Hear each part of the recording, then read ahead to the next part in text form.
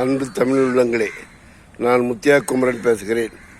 இன்று இந்து தமிழ் என்ற பத்திரிகையில் தமிழ் திசை என்ற பத்திரிகையில் ஆர் ராஜா பற்றி பேசியதை சிண்டு முடித்து தேர்தலில் இடதுசாரிகளை திமுகவிலிருந்து இழுக்க முயற்சிக்கிறார்கள் குடிமிகள்.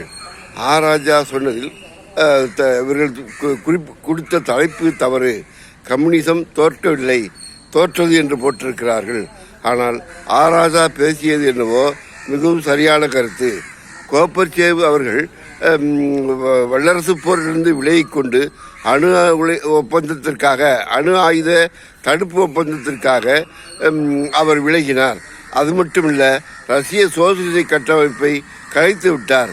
அந்த ஸ்டாலினுக்கு பின்னால் ரஷ்யாவில் சோசியலிச கட்டமைப்பை மேலும் கட்டுவதற்கு, பரந்த அளவில் உலக நாடுகள் எல்லாம் எடுத்துச் செல்வதற்கு இன்று அந்த நாளில் அமைப்புகள் இல்லை. எனவே கோப்பர்சே அவர்கள் பின்வாங்கிக் கொண்டார். அதனுடைய விளைவு இன்று உலகமயமாதல் பொருளாதாரம் உலகை சுரண்டுவதற்கு அன்றிருந்த ஒரு தடுப்பு சுவர், சோசியலிச கட்டுமானம், சோசியலிச கொண்ட அரசு, அவருடைய பின்புலம் இருந்ததனால் இன்று அது இல்லாமல் போய்விட்டது. அவர்களுக்கு மிகவும் வாய்ப்பாக போய்விட்டது. தேசிய விடுதலைக்கு அன்று இருந்த உரிமை இன்று காணாமல் போய்விட்டது. ஏனென்றால் தேசிய விடுதலையை அங்கீகரிக்கிற போக்கு சோசியலிச குடியரசில் இருந்தது. அப்போது தேசிய விடுதலை நடந்தது. இந்த ரஷ்ய சோவியத் குடியரசு கலைக்கப்பட்ட பின்பு அதை கட்டிய லெனின் அவர்கள் கலைந்து போகும் வசதியுடன் அதை கட்டினார். எனவேதான் அந்த சோசியலிச குடியரசில் இருந்த ஒவ்வொரு அரசும் விருப்பப்படி பிரிந்து போவதற்கான உரிமை வழங்கப்பட்டது. அப்படி பிரிந்தும் சென்றது.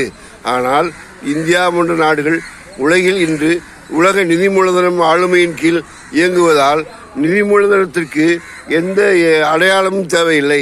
அவர்கள் மக்களை சூறையாட வேண்டும், வளங்களை கொள்ளையடித்து மக்களிடமிருந்து கொள்ளையான லாபம் பெற வேண்டும் என்பதற்காக நாடுகளின் எல்லையை வெறுக்கிறார்கள். அது மட்டுமல்ல, எந்த அடையாளமும் மற்ற மனிதனை ஒரு நுகரும் பொருளாக மாற்றுகின்ற கலாச்சாரத்தை அவர்கள் தூக்கி பிடிக்கிறார்கள். இந்த வேளையில் ஆர் ராசா சொல்லிய கருத்து மிக சரியானது. அவர் அந்த பத்திரிகையில் வந்த அந்த பகுதி செய்தியை அனைவரும் படிக்குமாறு உங்களை அன்புடன் வேண்டுகிறேன். வணக்கம்.